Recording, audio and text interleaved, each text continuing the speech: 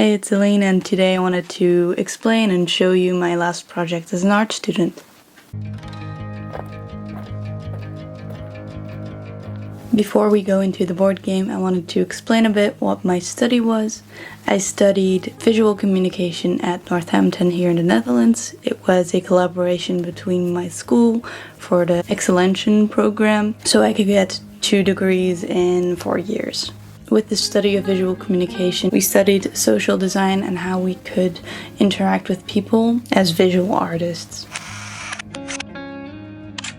So what was my assignment this time? This time I had free range. I had to be something that could, like a social problem of some sorts, and the execution was totally up to us as students, and the topic was also free. What we could do was decide a topic that interested us, and that's exactly what I did. I was very interested in how different people think. As an example, I am a visual thinker. Some people cannot see visually, or they mostly see in patterns or recalling facts. This topic interested me because in my own family we were all different thinkers, and that's where the inspiration struck. And So my idea was I wanted to create something that was a tool that people could use or play with or craft with, and that could translate the way that people think, so that I could tell somebody how I see things and how I could perceive a different way of thinking. And that's kind of where I started brainstorming, and that led to a choice of a board game. I'll talk a bit about the process of making the board game. If you're not interested in and just interested in how the board game will look like or work, you can skip over this part. But I started with designing the board game as how would I make it interesting and how could I make it original. So I started thinking about different levels. I wanted to make a board game for 3 players because there are 3 kind of thinkers in this theory. And I started brainstorming and sketching what are the objects that I need. Do I need cards? Do I need dice? Or do I need translated cards or a board? Because it could also have been a card game, for example, but I decided on a board game. I made it myself a challenge to work with paints, because in previous projects I have worked with watercolors but not with acrylic paints, and that's something that I wanted to put into it. My artistic journey started with paints and with the drawing, so I thought it would be fitted to make something and experiment with traditional and digital mediums. And then for the style, I chose fantasy. I'm a big fantasy nerd. I chose a colorful, a bit childish, playful style to keep the board interesting and colorful for the viewers or the players, with a different kind of made-up style for the board game itself.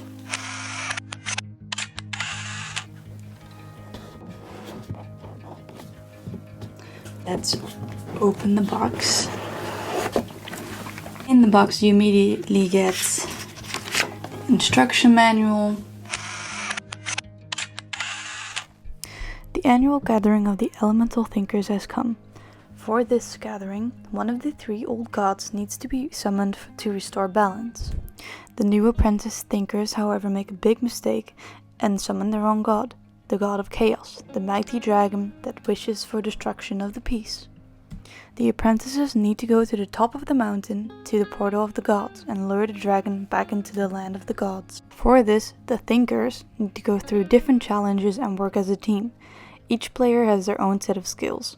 There are 3 levels. To pass each level, you need 3 crystals to go through the portals, one by one. There will be challenges on the journey, and your communication skills will be tested. Watch out for the dragon, however, as he gets closer with every wrong dice roll. One of the board pieces, which is for the antagonist, which is for the dragon. Then we have the board itself.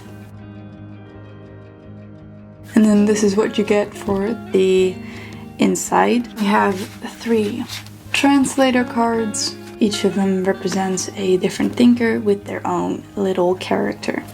Then you have these little characters printed on acrylic. Your 3 characters and then your antagonist. Then you have different kind of cards. Each card represents either a different level or a different kind of action. These purple cards you can play throughout the whole game. And they are 50-50% chance of lucky cards and unlucky cards. So it's a kind of a gamble game as well, if you wanted to take a chance or not. The other colored cards, such as brown, blue and orange, those are different level cards based for the board game, and these are the cards that you have to collect and then translate with your translate card. So for instance, let's take this one. This would be a verbal specialist, because whenever I put the translator card, you can see it with your eyes, and it says, well, you get an amber stone. So you would get a lore point. A lot of acrylic pieces, and these are the handmade dice. And allure points or crystal points. Well, basically, in this game, you would need to go to the top of the board, aka the top of the mountain, and by doing so, you would need to have to collect 2 different items. You have crystals, which are purple crystals. They look a bit like amethysts, and you need them to go through a portal.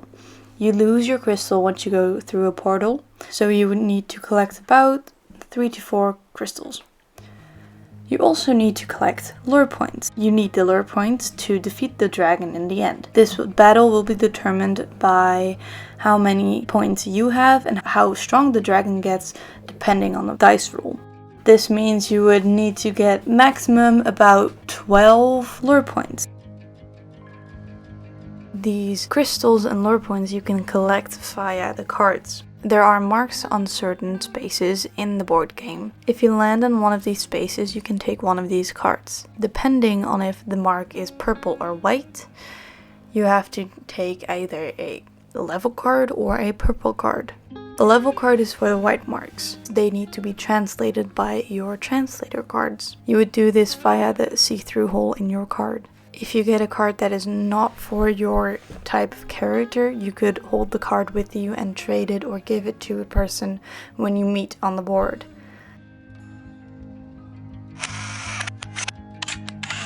Overall, I'm super proud of what I've made with my last project of the BA, and I'm very happy with what I've made, and that it got me graduated from my bachelor's program, so I'm very happy about that. My personal takes from this project is I really enjoy painting a lot more than digital illustrating, and that's something I didn't really notice until I worked on this project, and I'm very happy that I rediscovered my love for painting again. That's why I am painting a lot nowadays. Also, I discovered that I like working without a sketch or working with bright colors, as it captures my interest but also captures the attention. There are some little things that I would change about the board game. For instance, the characters, you can't really see them, so if they had a white background it would be clearer to see. And just the nitty-bitty gritty detail of the translator cards working even better than they do now. If you have a project idea in mind, work on it as long as you want. I did it in 2 months because that was when my deadline was, but it made me push and not think about all the little bitty things and create a whole project from it. And if you have a passion project, work on it. I did so, and I'm very happy about the outcomes, so go for it. Anyways, I love you, and I see you in the next video.